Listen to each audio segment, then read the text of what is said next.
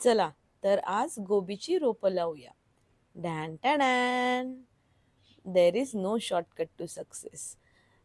मोठी प्रोसेस आहे. चला दाखवते. तर सगळ्यात आधी मी या पॉटला ड्रेनेज होल करून घेत आहे.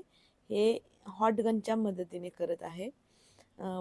बॉटम थोडंसं हे जाड असल्यामुळे थोडा वेळ लागला, पण त्याला मी 7 ते 8 असे ड्रेनेज होल करून घेतले.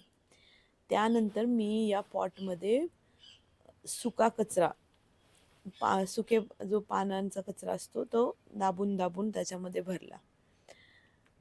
यानंतर मी त्याच्यामध्ये थोडीशी नीम पेंट, कडुलिंबाची जी म्हणतात नीम केक पावडर, ती टाकली. आणि मी जे सॉईल मिक्स तयार केलं होतं ते टाकलं.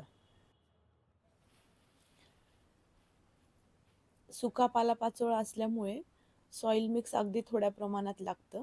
जेवढं रोप लावायला पाहिजे तेवढीच माती टाकली आणि मग त्यामध्ये थोडंसं एक रफ लेआउट करून ही जी मी सॅपलिंग्स तयार केली होती गोबीची ती लावली.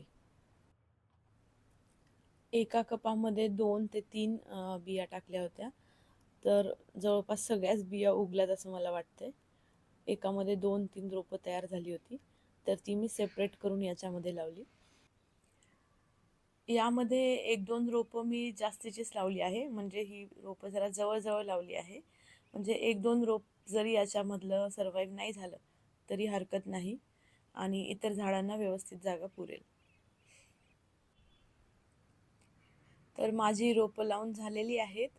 आणि हा आहे 1 महिन्यानंतरचा अपडेट. माती खाली गेली आहे कारण सुकलेले पानं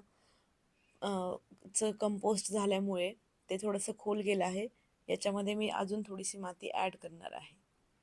थँक यू.